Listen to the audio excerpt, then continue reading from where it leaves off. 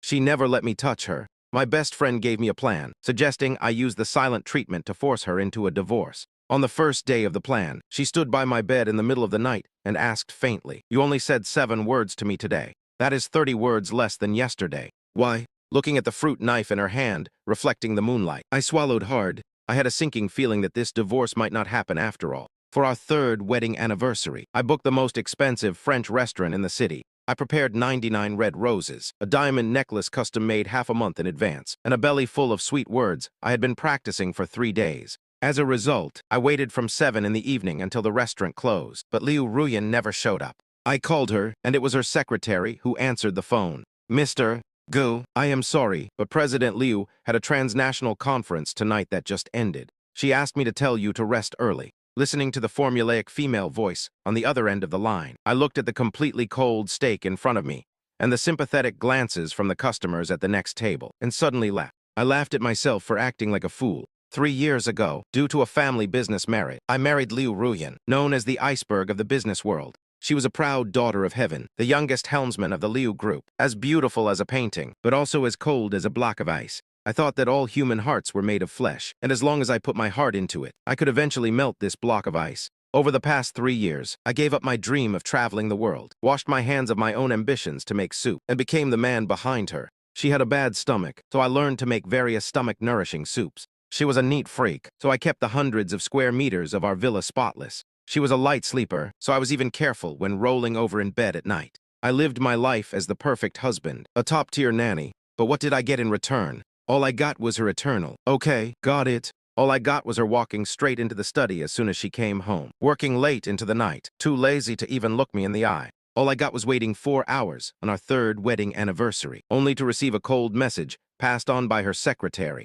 I picked up the bouquet of bright red roses, walked over to the trash can outside the restaurant, and threw it in without hesitation. That expensive necklace was also casually tossed into the moat by the road, sinking to the bottom without even a splash. Enough is enough. I am done being a doormat. I called my childhood friend, Fatty Wang. "Fatty, let's go out for a drink." Half an hour later, at a barbecue stall, Fatty Wang listened to my complaints while chewing on a lamb kidney. After listening, he slammed his bamboo skewer down, filled with righteous indignation. "Brother Yan, what should I say about you? What are you even after? Her money? Her looks? It has been 3 years. Even a block of ice should have melted a little for you by now. She is not an iceberg. She is the eternal dark ice of the Antarctic." I chugged a mouthful of beer and smiled bitterly. What else could I be after? Just a peaceful life, a wife, kids, and a warm home. But now it seems I was asking for too much. "Divorce? You must divorce." Fatty Wang slapped his thigh. "This kind of woman isn't worth it. If you bring up divorce, she definitely won't even bat an eyelid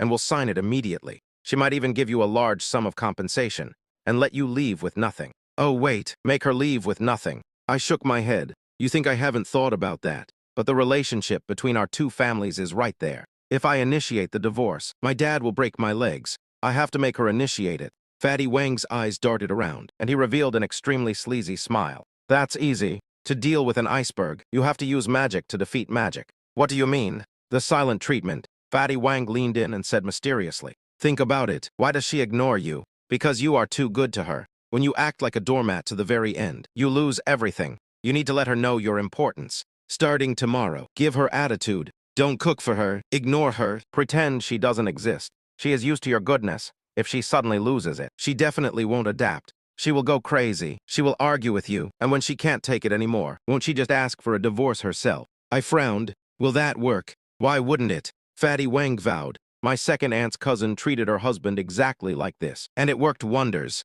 Trust me, women are all the same. You call this fighting poison with poison. Operation Icebreaker." Looking at Fatty Wang's face, which seemed to say, "I am a relationship master," my alcohol-numbed brain actually thought his words made some sense. He was right. I had given 3 years of my life, serving her like a slave, and she didn't cherish it. What if I took it all back? A high-end mighty queen like her definitely wouldn't be able to handle the contrast. By then, she'd get angry and just throw the divorce papers in my face. Thinking of this, I nodded heavily. "Let's do it." I didn't know that this foolish decision would lead me toward a bizarre and terrifying future. Operation Icebreaker was abruptly turned into a nightmare from hell by me. The next day, I woke up with a hangover and a splitting headache, but I still remembered last night's Operation Icebreaker. Step 1, stop making breakfast. In the past, I would wake up at 6, 8:30 a.m. sharp every day to make her a loving breakfast, mixing Chinese and Western styles, with a different menu for 7 days a week. Today, I lay in bed, motionless, playing dead.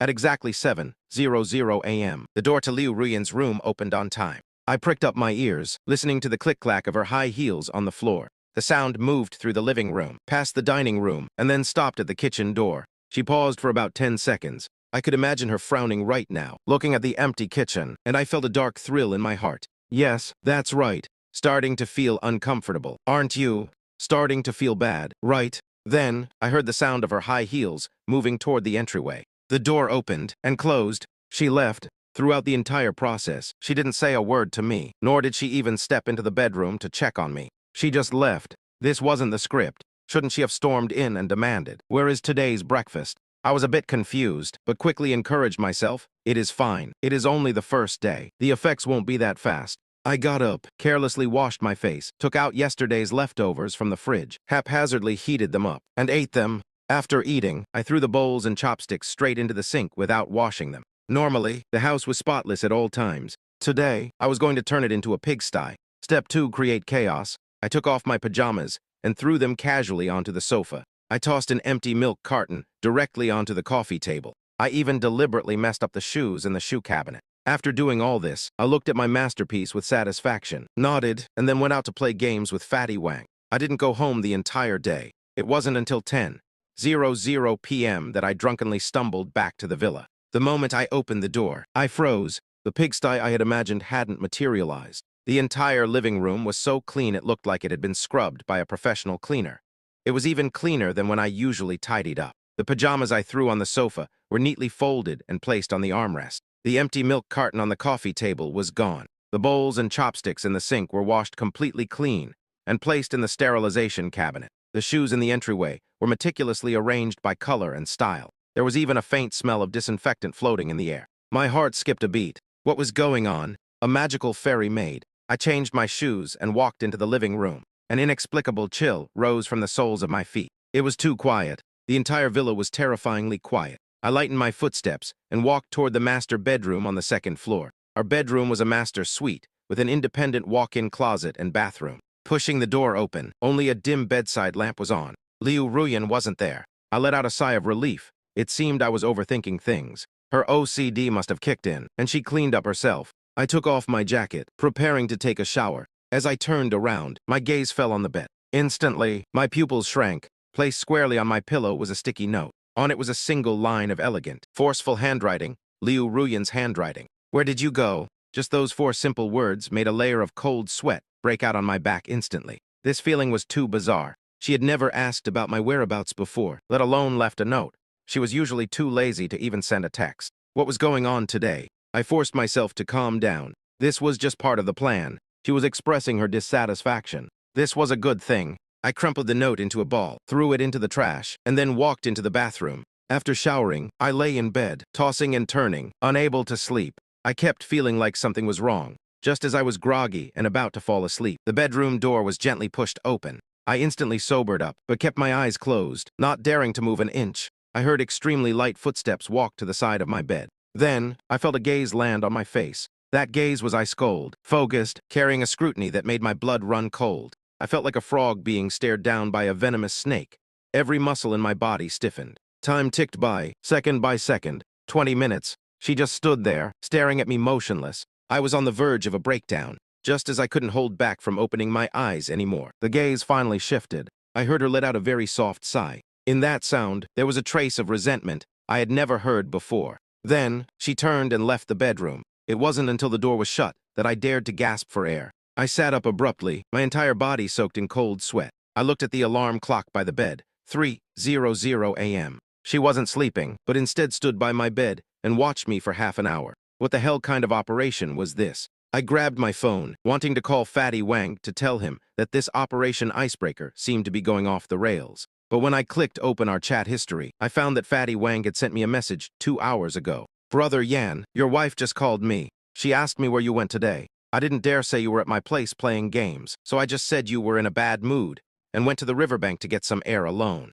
Holy crap, her voice was terrifying. "Good luck, Brother Yan." Looking at Fatty Wang's message, my hands and feet went cold. Not only did she leave me a note, but she also checked up on me, even investigating my best friend. This wasn't the anger and arguing I had imagined at all. This was a silent infiltration, like an invisible net slowly tightening. I suddenly realized that what I had provoked might not be an iceberg, but an erupting volcano. The next day, sporting 2 dark circles under my eyes, I got out of bed in a trance. Should I continue Operation Icebreaker? 2 little men were fighting in my head. One said, "Why stop? We just started. Perseverance is victory." The other said, "Run. Your wife is acting weird. If you keep this up, someone's going to die." Ultimately, the little man who wanted a divorce conquered my survival instinct. No pain, no gain. Freedom via divorce. I'm going all in. I decided to up the dosage. Not only did I not make breakfast, but I didn't even leave the living room. I just curled up on the sofa playing video games, turning the volume to the max. Liu Ruyan came downstairs punctually at 7:00 a.m. Today, she didn't head straight out the door. The sound of her high heels stopped behind the sofa. I pretended not to hear her, my eyes glued to the screen, my fingers pressing the controller frantically. Bang! Victory! I won! I excitedly threw the controller and shouted, "Nice!" However, I then felt the gaze from behind me. I stiffly turned my head. Liu Ruyan was standing right behind me, looking at me expressionlessly. Her eyes were calm, but beneath the calm was a bottomless whirlpool. "Gu Yan," she finally spoke, her voice as coldly clear as ever. I pretended to just notice her and replied lazily. "Did you sleep well last night?" she asked. My heart thumped. She really knew I was faking sleep last night. But I couldn't back down. I yawned and rubbed my eyes. It was okay. Just felt like someone was staring at me all night. Had a nightmare. I deliberately spoke loudly, just to provoke her. Yet, there was still no ripple of emotion on her face. She just nodded and said, "Is that so? Then it might have been me." She just admitted it just like that. There was no way to continue this conversation. "Breakfast is on the table. I had Auntie Zhang deliver it. Remember to eat." She finished, turned, and left. Watching her back, I was thoroughly bewildered. Not only was she not angry, but she was afraid I'd go hungry, and specifically called the family maid to bring me breakfast. What exactly was this woman trying to do? I walked into the dining room. A lavish breakfast was laid out on the table. All my favorites. Next to it was another sticky note. It was her familiar handwriting again. "You said 7 words to me today. That's 3 words more than yesterday. Good progress." Looking at that piece of paper, I felt a blast of freezing air shoot from my tailbone straight to the top of my skull. She was counting. She was calculating the exact number of words I spoke to her every day. This was no longer in the realm of weird. This was pure horror. How could I have the appetite to eat breakfast? I grabbed my jacket and rushed out the door. I had to find Fatty Wang. This plan had to stop immediately. While driving, I called Fatty Wang. The phone rang for a long time before it was picked up. "Hello? Who is it?" Fatty Wang's voice was thick with sleep. "Me, Gu Yan. Get up right now." I roared into the phone. "Brother Yan, why are you screaming so early in the morning? Holy crap." Suddenly, there was a shriek from Fatty Wang on the other end, followed by a loud thud, like something falling to the floor. Fatty, what's wrong?" My chest tightened. A few seconds later, Fatty Wang's trembling voice came through. "Brother Yan, is your wife at your house?" "No, she went to the company." "Then why is she downstairs at my place?" I slammed on the brakes, the car screeching harshly on the side of the road. "What did you say?" "She's right outside my apartment building, driving that Bentley of hers, parked right at the entrance." I just pulled the curtains open and nearly wet my pants. Fatty Wang sounded like he was about to cry. My brain buzzed. Why would she go to Fatty Wang's building? Was it because Fatty Wang lied to her last night, saying I was getting air by the river, and she didn't believe it, so she specifically went to ambush him today? "Don't go outside. Absolutely do not go outside. I'm coming over right now." I hung up, turned the car around, floored the gas pedal, and drove madly toward Fatty Wang's place. When I arrived, I indeed saw that familiar black Bentley, sitting quietly like a silent behemoth under Fatty Wang's dilapidated apartment building. Liu Ruyan was sitting in the driver's seat, wearing sunglasses, making her expression unreadable. I braced myself, walked over, and knocked on the window. The window slowly rolled down, revealing her flawless face. "Why are you here?" I tried to make my tone sound as casual as possible. She took off her sunglasses, those beautiful eyes looking at me quietly. "I came to pick up your friend, so we can grab a meal together," she said lightly. I almost thought I misheard. Pick up Fatty Wang. To eat." She nodded. "You've been in a bad mood. As your wife, I should care more about your friends. Don't you think so, hubby?" She called me hubby. In our 3 years of marriage, she had never called me that in private. Hearing those 2 words come out of her mouth held not a single ounce of sweetness, only a blood-curdling creepiness. Before I could answer, my phone pinged. It was a WeChat message from Fatty Wang. It was a screenshot of his chat history with Liu Ruyan. Liu Ruyan, Mr. Wang, I am Gu Yan's wife. Liu Ruyan. Liu Ruyan. I heard Gu Yan was in a bad mood yesterday and you kept him company. I am very grateful to you. Liu Ruyan.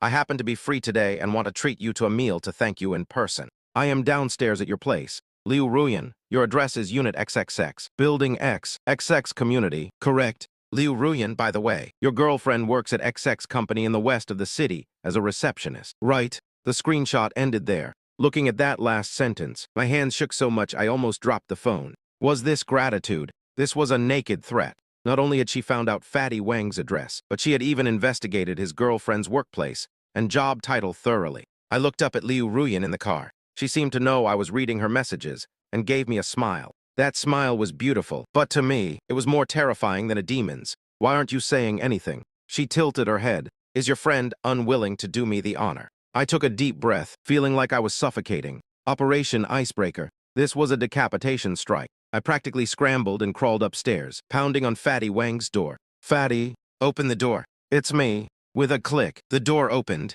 Fatty Wang, sporting panda eyes and a deathly pale face, looked at me as if he had seen a ghost. Brother Yan, you're here. Where is she? I rushed into the room, looking around. Downstairs. My dearest brother, what the hell is going on? Why is your wife acting like a female secret age? She's practically dug up 18 generations of my ancestors. Fatty Wang was on the verge of tears, holding a photo of his girlfriend in his hand, like they were about to be separated by death. I collapsed onto the sofa, feeling all my strength drained. How should I know? I was just following your advice to give her the silent treatment. You call this the silent treatment? Fatty Wang pointed out the window at the Bentley, his voice cracking. This isn't the silent treatment. You've precisely detonated an atomic bomb. What do we do now? Do I go downstairs or not? Looking at his pathetic state, I got angry. You have to go. Otherwise, your girlfriend will be optimized out of her company tomorrow. Believe it or not. Fatty Wang's face fell, and he cried miserably. But I'm scared. I feel like if I go down, I'll never come back up.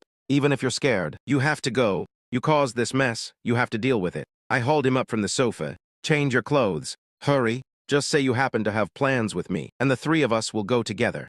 Half an hour later, Fatty Wang and I shuffled over to the Bentley like two prisoners, marching to the execution ground. Liu Ruyan had already gotten out of the car. Today, she was wearing a crisp white suit, her long hair tied up, radiating a cold and noble aura that was completely out of place in this rundown neighborhood. Hello, Mr. Wang, she said, extending a hand proactively when she saw Fatty Wang. Trembling, Fatty Wang reached out his hand, barely touched her fingertips, and quickly pulled back, not daring to lift his head. Hello. President Liu, no need to be so polite. Just call me Ruyan. Liu Ruyan smiled faintly. That smile made both Fatty Wang and me shudder. Let's go. Get in. I've already booked the place. As she spoke, she naturally opened the rear door of the car. Fatty Wang and I exchanged a glance. Neither of us dared to sit in the passenger seat. In the end, with bitter expressions, we both squeezed into the back seat together. The car started smoothly. The interior was terrifyingly quiet. I could smell a faint, cold fragrance coming from Liu Ruyan. But right now, this scent felt like a death warrant, making me incredibly tense.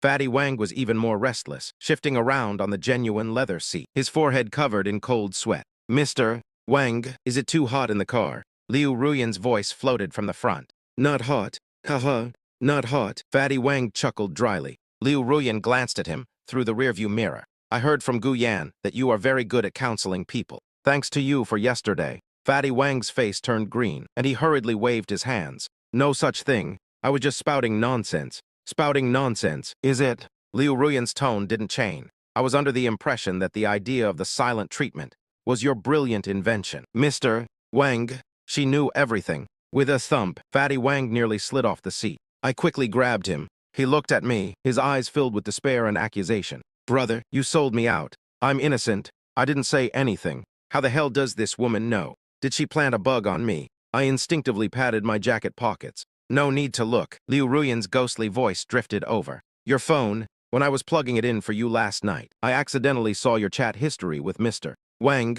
I froze completely. Fatty Wang's look of accusation turned into rest in peace. Brother, I'll burn some paper money for you. It was all over. The commander-in-chief and chief strategist of Operation Icebreaker had been completely wiped out by the enemy on the third day of the operation. The car stopped in front of a high-end private kitchen restaurant. Liu Ruyan led the two of us into an elegantly decorated private dining room. The dishes were quickly served, a table full of premium ingredients, but neither Fatty Wang nor I had any desire to pick up our chopsticks. This wasn't a banquet.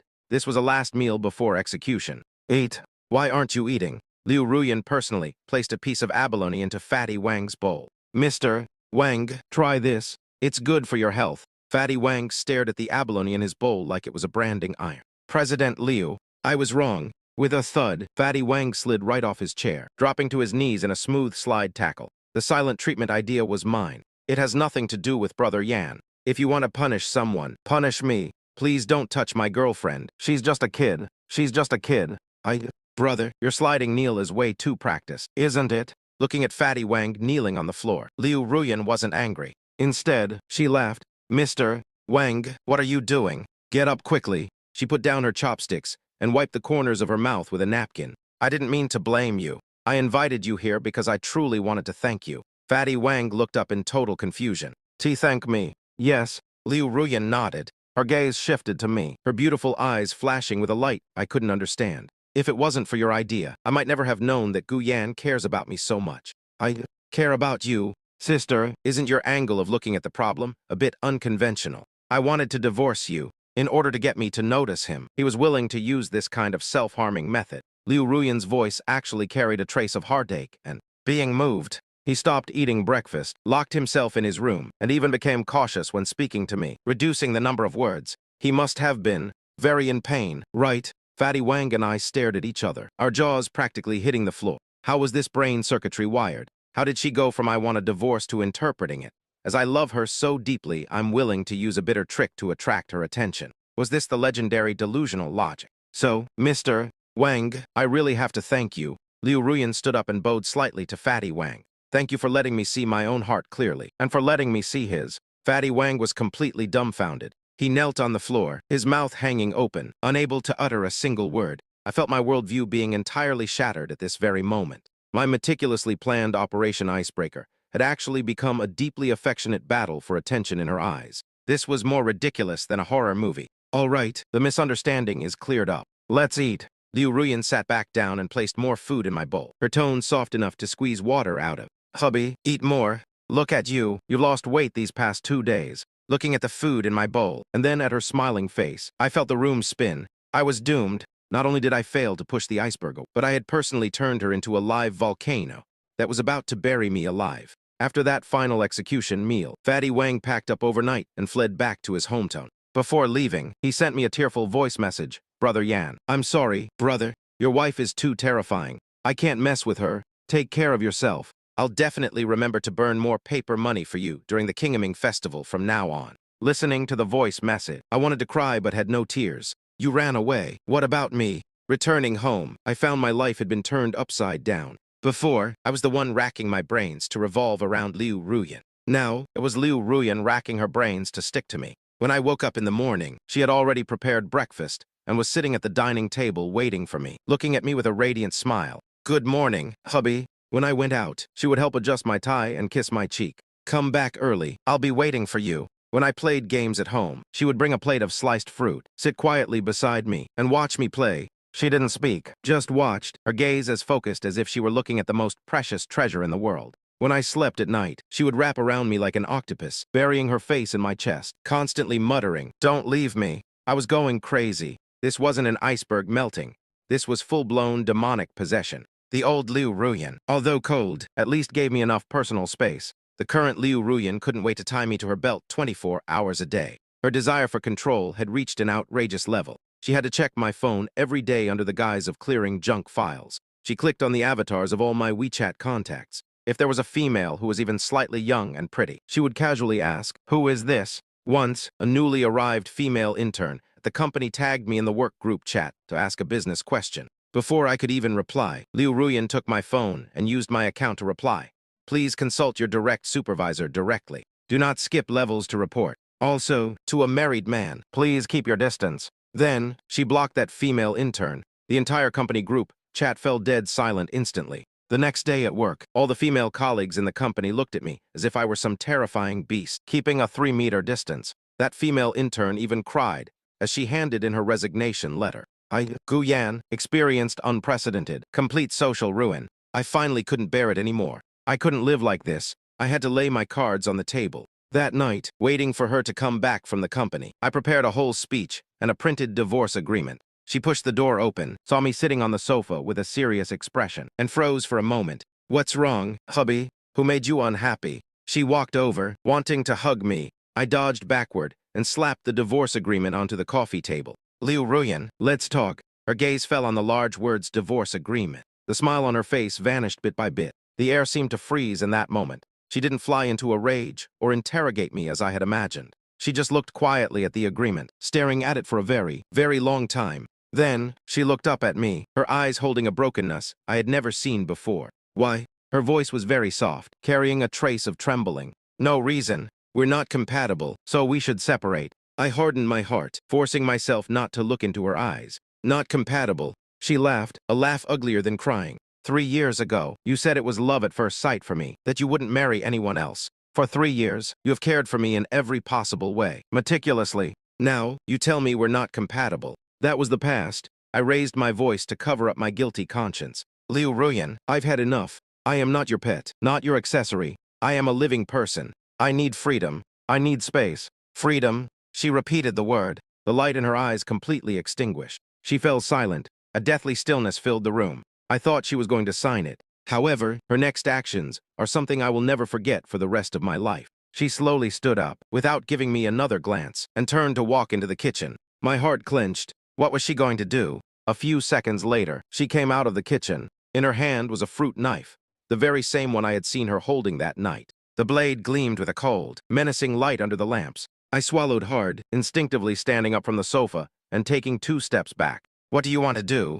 "Liu Ruyan, don't do anything crazy. Murder is illegal." She ignored me. She walked over to the coffee table, picked up an apple, and then sat back down on the sofa, using the fruit knife to slowly peel it. The blade sliced through the skin, making a soft swishing sound. In the silent living room, this sound was exceptionally grating. Her movements were slow and steady. Another loop. A long strip of apple peel hung down like a red snake, completely unbroken. I watched her, my heart pounding frantically, my palms slick with sweat. Finally, one apple was peeled. She placed the peeled apple on a plate, then used the tip of the knife to carve words into the apple, stroke by stroke. I looked closely, and my scalp instantly went numb. She was carving my name into the apple, Gu Yan. After carving, she looked up and gave me a bizarre smile. "Hubby, tell me, if I eat this, does that mean we can be together forever?" Looking at those dark, utterly lifeless eyes of hers, I felt like my throat was being gripped. I couldn't speak a single word. She picked up the apple carved with my name, opened her mouth, and made a motion to bite down. I practically lunged over and smacked the apple and the knife out of her hand. The fruit knife fell onto the carpet soundlessly. The apple rolled into a corner. I grabbed her shoulders and roared out of control. "Are you crazy? Liu Ruyan, what exactly do you want?" She looked at me, and tears suddenly fell. Huge drops, like beads from a broken string. In 3 years, it was the first time I had seen her cry. She wasn't hysterical. She just quietly shed tears. Looking at me, her eyes filled with grievance and despair. "I don't want anything," she choked out. "I just don't want you to leave me. Gu Yan, don't divorce me, okay? I'll change everything you say. I'll give you space. I'll give you freedom. I won't ever rummage through your phone again. Please, don't abandon me." She begged humbly, like a child who had done something wrong. That forever high and mighty iceberg completely collapsed in this moment. Looking at her tear-stained face, my heart was a mix of complex emotions. There was fear, there was shock, but mostly, it was an indescribable softening of my heart. My planned Operation Icebreaker used the most extreme method to smash open her hard shell, but it also released an obsessive soul that I completely couldn't control. I looked at the divorce agreement on the floor, and then looked at her. I let out a long sigh, bent down in resignation, picked up the agreement, and then, right in front of her, tore it to shreds. "We won't divorce," I said. I saw an astonishingly bright light instantly erupt in her eyes. It was the ecstasy of regaining something lost. I knew I was completely trapped. This divorce was never going to happen. For the rest of my life, I might just have to be entangled with this slightly abnormal. I thought that after tearing up the divorce agreement and promising never to separate, Liu Ruyan would return to normal. Facts proved I was still too naive. She didn't return to normal. She just transformed that outward, suffocating control into another, deeper, more hidden, and even more spine-chilling form. She no longer checked my phone or interfered with my social life. She even started encouraging me to go out and hang out with friends. "Hubby, don't always stay cooped up at home. Go out more, chat with your friends," she would say gently while adjusting my collar. Overwhelmed by the unexpected favor, I went out somewhat skeptically. As a result, the moment I stepped into the KTV room I had booked with Fatty Wang, who I had coaxed back from his hometown. My phone received a message. It was from Liu Ruyan. A photo. The photo was of the entrance to the KTV. Below it was a line of text. The decor of this KTV looks nice. Is the soundproofing good? I understood instantly. She hadn't stopped controlling.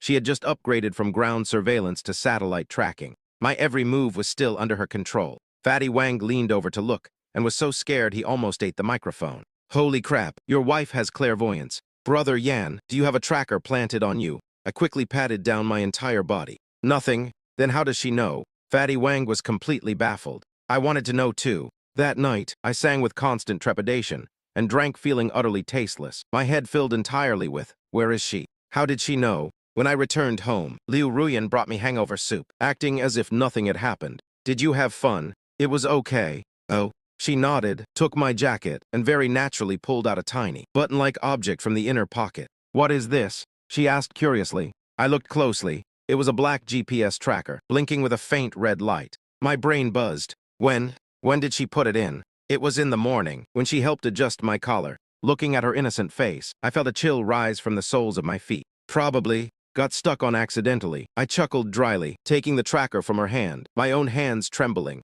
She didn't press further, just smiled at me. Go take a shower quickly. The water is drawn. I walked into the bathroom, looking at my pale face in the mirror, feeling like the protagonist of a thriller. And my wife was the ultimate villain, gentle and considerate on the surface, but secretly orchestrating everything behind the scenes. What's more terrifying is that this yandere attribute of hers started spreading from our two-person world to the outside. The first to bear the brunt was my job. I used to work as a planner in a mid-sized advertising agency, just looking for an easy life. After the female intern incident, my situation at the company became very awkward. After Liu Ruyan found out, she didn't say anything. The next day, our company boss, a greasy middle-aged man with a comb-over, called me personally, his tone as respectful as if he were speaking to his own father. Mr.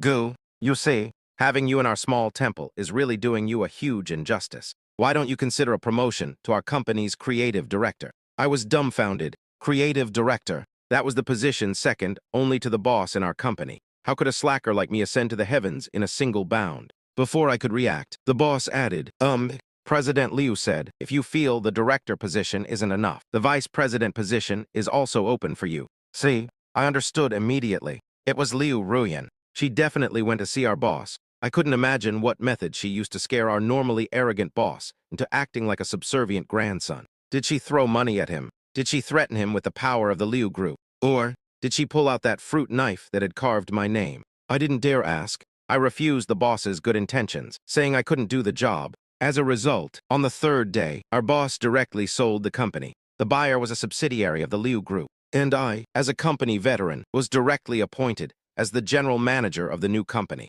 My direct superior was Liu Ruyan. From her husband, I became her subordinate. I completely lost the possibility of resistance. At work, she was my boss. My life was arranged clearly and meticulously by her. I tried to resist by threatening to resign. I handed her my resignation letter. She didn't even look at it, just pulled out another document from her drawer and slid it in front of me. Sure, you can resign, but please sign this. Unconditional transfer of all industries and personal assets of the Liu Group agreement. I opened it and nearly choked on my own saliva. It was an asset transfer agreement. It clearly stated that as long as I signed, all the assets under Liu Ruyan's name, including Liu Group shares, real estate, luxury cars, and savings, would all belong to me. The total value was followed by a string of zeros I couldn't even count. What are you doing? I looked at her in shock. Don't you want freedom? She said very calmly. I'll give all this to you. You'll have money. With money, don't you have freedom? Guyan, I don't care about these things. Her eyes held a near-insane obsession. I only want you. As long as you don't leave me, all of this is yours. Looking at the agreement that would drive any man in the world crazy. And then looking at her, I suddenly understood. She wasn't giving me money. She was using money to forge a golden cage for me. She wanted to use the most expensive chains in the world to lock me firmly to her side. Smiling bitterly, I slid the asset transfer agreement back. I won't sign it, and I won't resign either. I surrendered. In this asymmetrical war, I had lost thoroughly and utterly. I started trying to understand Liu Ruyan. A normal person wouldn't turn out like this for no reason. There had to be a reason behind her paranoia and madness. I began to subtly ask her about her past, her childhood, but every time, she skillfully dodged it. It's all in the past, nothing to talk about. She would always answer like this. The more she did this, the more curious I became. Until one time, she got sick. That day, she had a high fever, her face flushed red, and her consciousness was a bit blurry. I stayed by her bedside, wiping her body with warm water. In her dreams, she kept talking nonsense. She kept crying out, "Don't go. Mom, Dad, don't abandon me. I'll be obedient. I'll be very good. Don't leave me all alone." A tear slid from the corner of her eye. Holding her hand, my heart felt like it had been fiercely squeezed by something. It turned out that beneath her iceberg exterior hid a little girl, terrified of being abandoned. The next day, her fever broke. I pretended to casually ask her, "Your parents?" I haven't seen them in a long time. In our 3 years of marriage, I had only seen her parents once at our wedding. They were a pair of stern-looking business tycoons, expressionless just like Liu Ruyan. Liu Ruyan's body stiffened. She was silent for a long time before saying softly, "They are very busy. Since I was little, I was raised by nannies. They wouldn't come home more than a few times a year. When I was 6, they had to go abroad to negotiate a very important project and would be gone for a long time." Crying, I hugged my mom's leg, begging them not to go. My mom pushed me away and said, "Ruyan, stop crying. If you keep crying, we won't love you anymore." And then, they left. I stayed at home alone, waiting for them for a year. From then on, I never cried again. She recounted the cruelest of past events with the calmest of tones. I finally understood. She wasn't born cold, she was afraid. She was afraid that once she showed emotion and dependence, she would be mercilessly pushed away, just like when she was a child. So she disguised herself as an iceberg, invulnerable and impenetrable. She thought that as long as she was strong enough and independent enough, she would never be abandoned again. And my appearance was like a key that pried open the door to her heart, which had been sealed for so long. 3 years of companionship and warmth had unknowingly made her dependent on me. This dependence was what she feared most, yet also what she desired most deep down. So, when I brought up the silent treatment and divorce, it touched her most sensitive nerve and triggered her deepest childhood fears. She was terrified of being abandoned again, so she used all her strength, in an almost pathological way, to try and keep me by her side. All that control, surveillance, and those threats were just an insecure little girl desperately grasping at her last lifeline in the way she thought was right. Looking at her, my heart ached waves upon waves. I walked over and hugged her from behind. "I will never leave again from now on," I said. Her body trembled slightly in my embrace. I felt warm liquid drip onto the back of my hand. After that day, our relationship entered a strange equilibrium. She would still accidentally appear at the restaurant where I was hanging out with friends, would still conveniently help me block newly added females on WeChat, and would still use her pervasive methods to infiltrate every corner of my life. But I no longer felt fear or resistance. I knew that was her way. It was her way of telling me, "I love you. I need you. Don't leave me." I started learning to respond to her. When she texted, "Where are you?" I would immediately snap a photo and send it, telling her what I was doing and who I was with. When she stood by my bed, staring at me in the middle of the night, I would pretend to sleepwalk, roll over, and pull her into my arms. When she held a fruit knife to peel an apple for me, I would snatch it away and say, "Let me do the rough work. Don't hurt your hands." My friends all said I was crazy, that I was being brainwashed, that I had late-stage Stockholm Syndrome.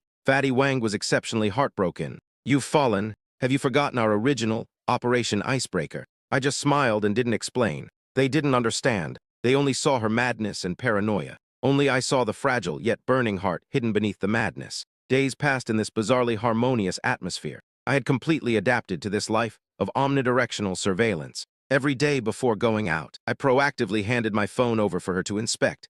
Every night when I came home, I proactively reported my itinerary for the day, accurate to the minute. Aside from Fatty Wang and a few male relatives, there were no other living creatures on my WeChat. I lived as the standard 3-good husband, shuttling only between home and the company. No smoking, no drinking, no clubbing. My only entertainment was staying home and watching TV with my wife. Every time Fatty Wang saw me, he shook his head and sighed, saying I had utterly lost my soul. I merely laughed. Soul? Is a soul as sweet as a wife warming the bed? And to be honest, the feeling of being cared about entirely by someone else was actually pretty nice. One day, the Liu Group held its annual gala. As the general manager, I naturally had to attend. As the CEO, Liu Ruyan was undeniably the center of attention. Wearing a custom-made black evening gown, with exquisite makeup and radiating a powerful, standing on stage delivering her speech, she was still that untouchable iceberg queen. The employees in the audience, especially the newcomers, looked at her with awe and admiration. Only I knew that this queen was a jealous type. Halfway through the gala, it was time for the lucky draw. When the host announced the grand prize, the entire venue erupted. The winner of the grand prize is Gu Yan from the planning department. Congratulations, Mr. Gu. The spotlight snapped onto me with a flash. I froze. This was a familiar recipe. I braced myself, walked up to the stage, and took the prize box from the host. The host smiled and said, "Aren't you going to open it? This is a mystery gift, personally prepared by our President Liu." What could I do? I could only open that box in front of hundreds of people in the company. Inside the box, there were no car keys, no property deeds, and no cash check. Instead, it was a red booklet with a gold-stamped cover.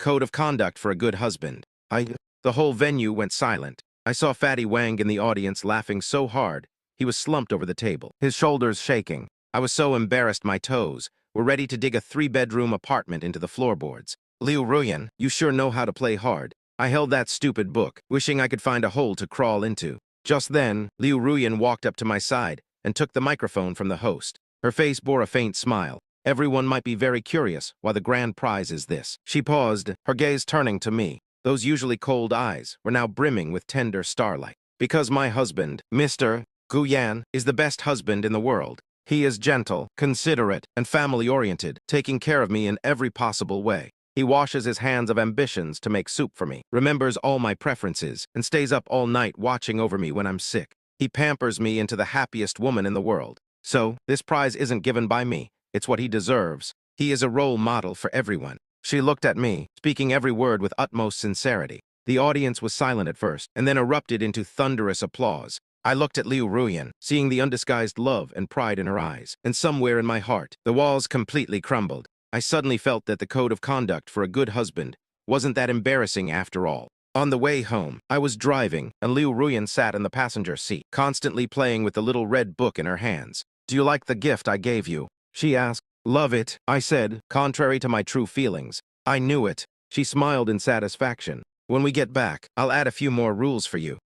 Once home, just as I was about to take a shower, she stopped me. She hugged me from behind, burying her face into my back. "Guyan, thank you." "Thank me for what?" "Thank you for not really leaving me." Her voice was muffled. I turned around, looked at her slightly red eyes, and my heart softened. I pinched her cheek. "What silly things are you saying? I'm not leaving. I'm not leaving in this lifetime." "Really?" I looked into her eyes and said earnestly, "Unless you don't want me anymore." She fiercely hugged me tight, as if trying to knead me into her body. "I will never, ever, not want you. If you dare to run." She looked up, her eyes flashing with that familiar obsessive glint again. "I'll break your legs, lock you up, and make sure you can't go anywhere." I laughed. "All right." I lowered my head and kissed her lips. I knew that I was kissing, not just a beautiful wife, but an obsessive, crazy, yet endearing soul who loved me to her very bones. As for freedom, to hell with freedom. Being locked up by her like this for a lifetime actually seems pretty good.